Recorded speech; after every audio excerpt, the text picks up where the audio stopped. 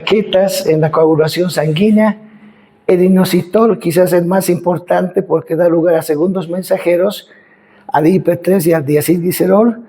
Y la cardiolipina es un fosfolípido específico de las membranas de las mitocondrias y su única función es que es reactivo a la sífilis.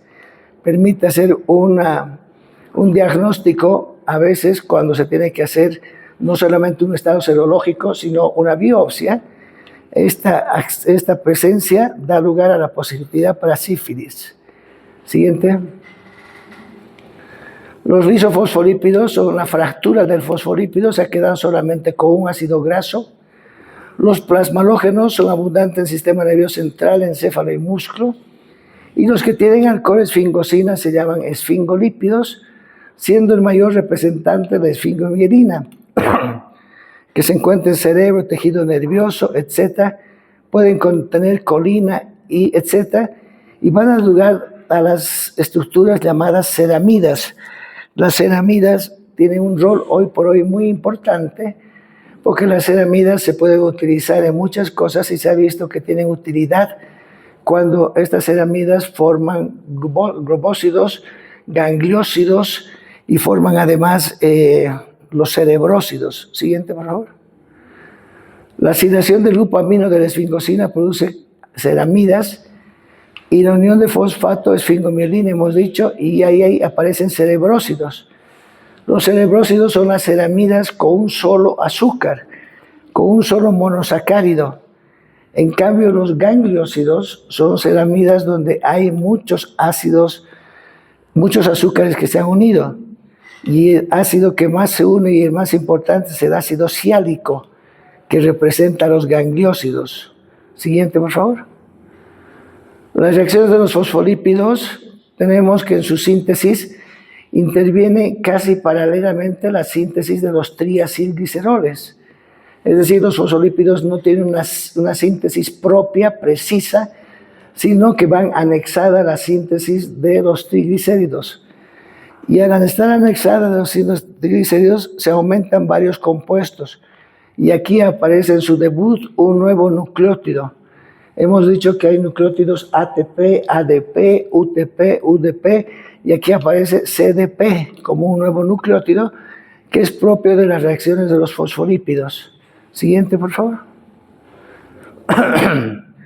Aquí tenemos la esfingosina, un alcohol muy grande, la ceramida que ya tiene azúcares, la glucosilceramida con un azúcar ya más grande y la esfingomielina con colina. Siguiente, por favor. Los glucosfingosinas, los gangliósidos son quizás los compuestos más importantes de las glucosfingosinas. Los gangliósidos existen en todo el cuerpo, pero particularmente están en el intestino delgado. Los gangliósidos son parte del sistema nervioso periférico y los gangliósidos en alguna oportunidad se descubrieron que podían ser receptores para toxinas, lo que hizo caer todo el mundo y el concepto de que el receptor era exclusivamente una proteína.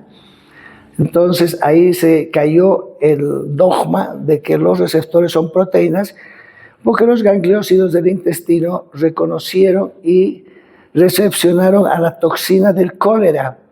Y a partir de eso se dijo que no todos los receptores son absolutamente proteínas. Hay un pequeño porcentaje que no son proteínas. Las ceramidas, les había dicho, son ácidos grasos más el alcohol esfingosina. Los cerebrósidos tienen azúcares. Las esfingomielinas son fosfolípidos, fosfoesfingolípidos. Siguiente.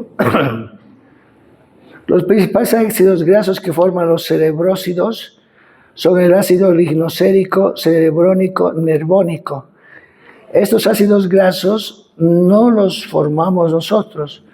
Nosotros los formamos ácidos grasos hasta 16 átomos de carbón. Estos ácidos grasos tenemos que ingerirlos en la dieta.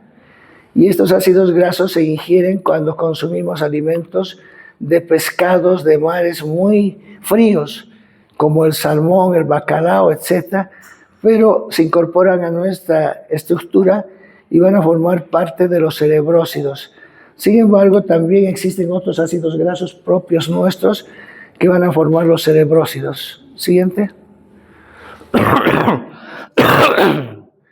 Una molécula que ya independiente de fosfolípidos, gangliósidos, etc., importante es el colesterol. El colesterol se lo define como un alcohol. Colesterol se lo define como un lípido complejo. Se lo define como un esterol. Se lo define como una molécula muy versátil, compleja. El colesterol se forma en el cuerpo.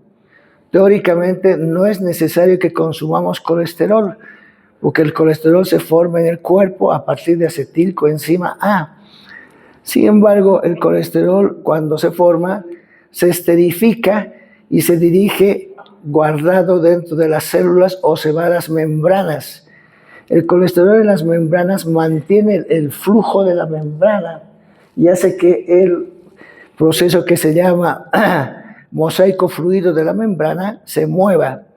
El colesterol cuando sale de la sangre, sus niveles tienen que dividirse en los subtipos de lipoproteínas que transportan colesterol. Las lipoproteínas que transportan colesterol están relacionadas con enfermedades.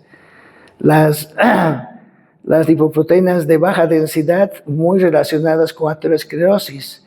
Los triacilgliceroles también están representados. Pero el colesterol como HDL, LDL, HDL se encuentra normalmente en la sangre y no debe exceder de 200 miligramos en su concentración. Siguiente.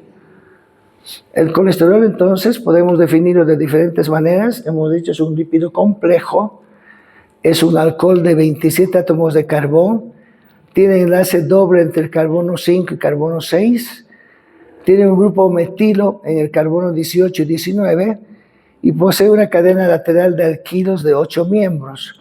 Lo que sí me interesa para esto es que tiene 27 átomos de carbón y cuando el colesterol va formando estructuras como las hormonas esteroidales o va formando los ácidos biliares o va formando muchas otras estructuras, va perdiendo esta cantidad de átomos de carbono. El colesterol también es un esteroide. Posee un anillo ciclopentano peridofenantreno. El esterol puede esterificarse con un ácido graso. Habitualmente el colesterol no tiene ácido graso, pero se une en el carbono 3 a través de un oxidrilo con un ácido graso y se lo conoce como éster de colesterilo. Y el éster de colesterilo es la forma de almacenar colesterol dentro de la célula. Siguiente. Los alimentos ricos en colesterol son muchísimos y en las personas que tienen hipercolesterolemia casi todos estos están prohibidos por el exceso de colesterol. Uno de los alimentos que más colesterol tiene es el cerebro, el seso de la vaca o de cualquier animal, la yema de huevo, algunos derivados del cerdo, el hígado, la vaca también tienen colesterol, el pollo también tiene colesterol, pero no mucho. Otro que tiene es el caviar, la mantequilla, los mariscos, los quesos, las carnes frescas, fíjense, tienen muy poco colesterol, pero el que se lleva la flor de colesterol es el seso y la yema de huevo. Cuando a una persona se le prohíbe que consuma grasas por hipercolesterolemias muy fuertes, se le prohíbe la yema del huevo. No debe comer yema de huevo. ¿Estamos? Vamos, siguiente. Esta es la estructura del colesterol. Hemos dicho que es una estructura ciclopentano. Este es el ciclopentano perhidrofenantreno. Todo este compuesto se llama fenantreno. Y aquí en la posición 3 tiene un alcohol, un OH. Y aquí están los metilos en la 18 y 19 y toda es la cadena de alquilos que continúa para la formación de colesterol. Siguiente. Si nosotros vemos entonces el colesterol tiene 4 anillos, A, B, C, D. Este colesterol, esta parte es el anillo D, que es el ciclopentano, y este es perhidrofenantreno, ABC, con sus 27 átomos de carbón.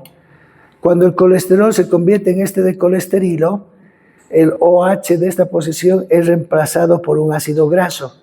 El ácido graso puede ser palmítico en el 80% de las veces, pero también puede ser otro ácido graso que ingrese al colesterol y lo convierta en éster de colesterilo. Siguiente, por favor. El colesterol es precursor de los esteroides, es precursor de los ácidos biliares, de las hormonas suprarrenales, de las hormonas sexuales, de la vitamina D, de glucósidos cardíacos que se utilizan en la parte médica y algunos esteroles, pero que no se encuentran en los animales, como es el ergosterol de los vegetales y de las levaduras, pero no es precursor de ellos. Sin embargo, se va a encontrar estructuras muy similares al colesterol en ellos. El colesterol es una estructura poliisoprenoide y el poliisopreno o los isoprenos derivan de la acetilcoenzima A. Los isoprenos son como unos 20 compuestos. Entre ellos se encuentran las gomas, se encuentra el caucho, se encuentran las vitaminas que son isoprenoides, y el colesterol al formarse forma estructuras isoprenoides previas a su estructura definitiva. No son esteroides como tal, pero se vinculan mucho a partir de la acetilcoenzima A. Siguiente. Los compuestos isoprenoides que se forman a partir de la acetilcoenzima independiente del colesterol son muchos, les había dicho. Aquí está el mentol, está el caucho, están los betacarotenos, la ubiquinona que ustedes la pueden ubicar en la cadena respiratoria, los pigmentos de los tomates, pigmentos visuales. Es decir, hay muchísimos compuestos que son isoprenoides que se han formado a partir de acetilcoenzima A, pero no son propios del colesterol, o sea, no son de nosotros, de los animales, sino que son de los vegetales y las plantas. Siguiente. También los terpenos, la vitamina A, E, K, toditos ellos son compuestos derivados de la acetilcoenzima A y están relacionados con los isoprenoides. Y ahí tenemos, fíjense, la vainilla, el timol, el citral, etc. ¿Vamos? La vitamina A o retinol es una vitamina liposoluble. Hay que recordar que el mnemotécnico de las vitaminas liposolubles es ADEK, A-D-E-K, y la primera vitamina, la vitamina A, tiene 3 formas: el retinol, el retinal y el ácido retinoico. Y es una estructura isoprenoide. Al ser una estructura isoprenoide, está relacionada con las grasas. Por lo tanto, son vitaminas liposolubles relacionadas con las grasas y van casi por el mismo proceso en que se sintetiza el colesterol, pero no en los animales. Siguiente. La vitamina E, otra vitamina que es antioxidante por excelencia, llamada el alfa-tocoferol, también es un isoprenoide, estructuras muy grandes. Siguiente. La vitamina K o filoquinona, que participa en la coagulación de la sangre, es extraordinariamente importante y también es un isoprenoide. Siguiente. Las hormonas esteroidales sexuales, progesterona y testosterona, son derivados del colesterol. Sin el colesterol no formamos estas hormonas. Tenemos que estar constantemente sintetizándolas. La diferencia entre progesterona y testosterona casi no es nada. Si se fijan ustedes, aquí la estructura es idéntica, aquí la estructura es idéntica, aquí también y aquí también. La única parte que difiere la progesterona es en este grupo cetónico que tiene y este grupo alcohol que tiene acá de la testosterona. Por lo tanto, son compuestos muy, muy similares, y en el proceso de síntesis de las hormonas sexuales, la progesterona siempre va a estar primero y luego va a formar a la testosterona, porque va a perder esta estructura durante el paso y va a perder átomos de carbón. La progesterona tiene más átomos de carbón que la testosterona, pero desde el punto de vista químico son muy similares, muy, muy similares. Siguiente. Ahí tenemos las hormonas suprarrenales formadas también por el colesterol. Tenemos aquí esta es la estructura básica, a la aldosterona, es una hormona esteroidal formada en la en la médula suprarrenal, y tenemos el cortisol también, que es importante, que no difiere mucho de la estructura del colesterol. Con más o menos pérdida de carbono se van a formar estos compuestos, y lo que sí van a participar son enzimas llamadas hidrolasas, o enzimas que van a ir rompiendo, sacando estructuras. Aquí en las hormonas sexuales tenemos la progesterona y la testosterona que habíamos mencionado, que son prácticamente idénticos, solamente se diferencian por esto, y esta es la estructura básica. Y aquí tenemos el colesterol formando ácido cólico, que es el ácido biliar más importante que tenemos, y aquí un derivado de los hongos o de las plantas, pero que no es similar al colesterol, solamente se encuentra en los hongos y en las plantas. Es el que reemplaza al colesterol, pero su estructura se parece un poquito al colesterol, sin embargo no es colesterol, es un compuesto de los hongos, de las levaduras, y es un blanco farmacológico de medicamentos como la nistatina o antimicóticos para tratar las micosis, porque afectan a esta estructura similar al colesterol, pero no a la célula humana. Siguiente. Otros ácidos que tenemos, que son ácidos biliares, el glicocólico, cuando se ha juntado con glicina, el ácido cólico más la glicina forma el ácido glicocólico. Después tenemos aquí la vitamina D2, esta habíamos dicho que no funciona, no va. Es la vitamina B2 que se forma en la piel, en el riñón y en el hígado, y nos sirve para sintetizar toda la vitamina cuando nos exponemos a la radiación solar a partir del colesterol de la piel. Siguiente. Los transportadores del colesterol en el plasma son las lipoproteínas. Hemos dicho dos lipoproteínas, una que es un angelito que debe estar lo más elevado posible, y un demonio que es la LDL que debe estar lo más bajo posible. Los trabajos apuntan a que la LDL, cuanto más bajo esté, menos riesgo de aterosclerosis existen. Y el HDL, cuanto más alto esté, también hay menos riesgo de hipercolesterolemias. Por lo tanto, todos los trabajos y todas las investigaciones médicas se basan en disminuir a la LDL, ya sea con fármacos, con dietas, con ejercicios, con lo que fuera, pero bajar las LDLs hasta un rango normal. Las LDLs no deben excederse de 150 miligramos, y las HDLs en lo posible deben ser superiores a 45 miligramos. Siguiente. La peroxidación de los lípidos. Los lípidos son fuentes de radicales libres, no cabe duda, y cada vez que ingerimos lípidos podemos ingerir más cantidad de radicales libres. Y la peroxidación se produce en que estos radicales libres se acoplan a las diferentes estructuras, ya sea a las proteínas, a los lípidos, a los carbohidratos y a los ácidos nucleicos. Y estos radicales libres por peroxidación lipídica proveniente de las grasas pueden causar cáncer, enfermedades inflamatorias, aterosclerosis y envejecimiento. La peroxidación lipídica es controlada y reducida por antioxidantes.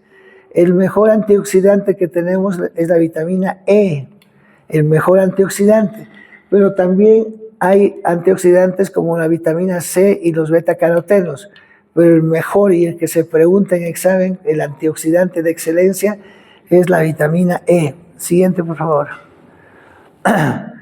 Las grasas normalmente corresponden al 30% de nuestra ingesta de alimentos, y se ingieren 60 a 150 gramos de grasa al día, que es lo habitual que debemos comer. No es que la grasa no debamos comer, nosotros consumimos grasa porque da sabor a la boca y da sabor a los alimentos y es sabrosa. El hígado segrega bilis que contiene sales biliares debidas al colesterol que disuelven las grasas. En el estómago se produce una lipasa gástrica que disuelve las grasas. El páncreas segrega otra lipasa pancreática que también disuelve las grasas. Entonces, toda la grasa que absorbemos nosotros, en la medida que va pasando por el intestino, va disolviéndose, convirtiéndose en ácidos biliares simples para que puedan absorberse. Siguiente. La colipasa producida en el páncreas activa la lipasa para que pueda absorber. La lipasa 2 hidroxila al grupo 2 ácido de los fosfolípidos. Es la única que va a ir a romper a los fosfolípidos de la vía intestinal. Las estereasas actúan sobre monoacilglicerols, esterol y vitamina A. El colesterol y las sales biliares son liberados desde el hígado y la vesícula biliar hacia el intestino. La forma en que se elimina colesterol de nuestro cuerpo es por la bilis. También se puede eliminar colesterol por las lipoproteínas de muy baja densidad, pero estas siguen circulando en la sangre. En cambio, el colesterol que sale por la bilis se va al intestino y no vuelve más. Hay muchas terapias farmacológicas que obligan que el colesterol se vaya muchísimo al intestino y que no vuelva en la circulación enterohepática ni los ácidos biliares ni el colesterol, y se eliminen de esta manera los niveles excedentes de colesterol. Siguiente. Las sales biliares, hemos dicho, son derivadas del colesterol. Ayudan a emulsificar. Emulsificar significa formar micelas, absorben las grasas y las vitaminas liposolubles. Nosotros necesitamos sales biliares. Las sales biliares son derivadas de los ácidos biliares que forman el colesterol cuando se juntan compuestos de tipo hidroxilo o se une la glicina o se une la taurina. Las sales biliares en el hígado son recicladas hacia el hígado, dando lugar a la llamada circulación enterohepática. Tienen que volver al hígado, pero también esta es una forma de controlar el colesterol, evitar que vuelvan al hígado para que el colesterol hepático siga formando ácidos biliares y sales biliares y no vuelvan estos para volver al pool. Falla en la reabsorción, se distribuyen a un déficit de sales biliares. La disminución de sales biliares lleva a la mala absorción de los lípidos y esto se conoce como esteatorrea. Siguiente, por favor. Las sales biliares provienen del colesterol, entonces. El paso limitante está dada por una enzima que se llama 7-hidroxilasa. Es una hidroxilasa dependiente de vitamina C y dependiente del NADPH+H, que es la primera que va a actuar sobre el colesterol. Al actuar sobre el colesterol, hace que el colesterol forme los ácidos biliares, y los ácidos biliares, vuelvo a decir, se conjuncionan con taurina o con glicina o con hidróxidos y forman sales biliares. Y al final, las que van a absorber bien las grasas son las sales biliares. Fíjense que el colesterol, a partir de la 7-hidroxilasa, necesita un compuesto que se forme en la vía de la pentosa fosfato. Este compuesto se llama nicotinamida adenil difosfato reducido y es imprescindible para las síntesis reductoras. En este caso, la formación de las sales biliares o ácidos biliares es una síntesis reductora. ¿Estamos? El colesterol y sales biliares son liberados desde el hígado, la vesícula hacia el intestino. Siguiente. Siguiente. Entonces tenemos ácidos biliares primarios, dos ácidos biliares, el ácido cólico y el ácido queno-desoxicólico. Estos ácidos biliares, el cólico y el queno-desoxicólico, se van a convertir en ácidos biliares secundarios en el intestino. Uno de ellos va a ser el desoxicólico y el otro el litocólico. Los ácidos biliares conjugados con aminoácidos van a formar el ácido glicocólico o el ácido taurocólico. Y las sales biliares están pegadas a hidróxidos de sodio, potasio o glicolato o taurocolato. Siguiente. Cuando tenemos aquí el colesterol está en el intestino y en el intestino introducimos ácidos grasos libres, monoacilgliceroles que ya han pasado a la parte baja del intestino. Tenemos colesterol que ya está libre y los lisofosfolípidos, y estos atraviesan la doble capa o la capa del intestino y van a salir como kilomicrones. La forma en que se transportan las grasas absorbidas del intestino a la sangre es por la linfa y como kilomicrones. Y los kilomicrones tienen triacilgliceroles, tienen ácidos grasos, etcétera, etcétera. ¿Vamos? Aquí tenemos todo un popurrí de lo que pasa con las rutas del metabolismo lipídico. Si nosotros vemos y empezamos por aquí, la acetilcoenzima A, proveniente de cualquiera de ellos, ya sea de la beta-oxidación, ya sea del catabolismo de los aminoácidos o carbohidratos por el piruvato, tiene que entrar al ciclo de Krebs. Y al ciclo de Krebs se oxida hasta CO2. Acetilcoenzima A, sin embargo, es una molécula muy versátil. Va a formar colesterol, hemos dicho, va a formar cuerpos cetónicos y también los ácidos grasos que vienen de la dieta, triacilgliceroles o del sistema circulatorio se van a beta-oxidar hacia acetilcoenzima A. El acetilcoenzima A va a formar colesterol, derivados del colesterol, ácidos biliares, hormonas esteroidales. Los ácidos grasos por beta-oxidación forman acetilcoenzima A y los ácidos grasos también van a participar en la síntesis de eicosanoides al unirse a los fosfolípidos. Los ácidos grasos se van a unir a los fosfolípidos y un fosfolípido va a tener habitualmente dos ácidos grasos. Esos ácidos grasos van a dar lugar posteriormente, cuando salen de los fosfolípidos, a los compuestos derivados de los ácidos grasos, como son las prostaglandinas y los leucotrienos. Si uno preguntara qué es una prostaglandina, es un derivado de un ácido graso de cadenas largas que se encuentra en los fosfolípidos. Siguiente, por favor. La lipogénesis es la formación de los ácidos grasos y la lipogénesis se inicia desde el acetilcoenzima A citosólico. ¿Cómo llega el acetilcoenzima al citosol? A través del citrato. El citrato es un intermediario del ciclo de Krebs. Tiene que ingresar y convertirse el compuesto piruvato oxalacetato en citrato. El citrato sale por un mecanismo antiportador hacia fuera de la mitocondria y gracias a la enzima citrato-liasa se convierte en acetilcoenzima citosólico. Y la acetilcoenzima citosólica es la base para la formación de las grasas en nuestro cuerpo. Es muy activa en el tejido adiposo, hígado, riñón, pulmón, etc. La glucosa, piruvato, lactato son los sustratos para la conversión de grasas a partir de carbohidratos por medio de la translocación del citrato. Entonces, el compuesto que nos interesa muchísimo para la síntesis de ácidos grasos es el citrato del ciclo del ácido cítrico. Siguiente. El metabolismo alterado de las grasas se relaciona con obesidad y con diabetes mellitus de tipo 1. Y eso lo vamos a ver en mucho detalle cuando hablemos de lo que es precisamente la diabetes, la lipogénesis, etc. Para que se formen ácidos grasos, la reacción inicial es convertir acetilcoenzima en malonil. La acetilcoenzima tiene 2 carbonos y el malonil tiene 3. Para esto hay que carboxilar a la acetilcoenzima A. Y la forma que necesita carboxilarse la acetilcoenzima A es con moléculas de CO2. Muchas veces el CO2 no está libre para carboxilar, pero el bicarbonato sí está libre.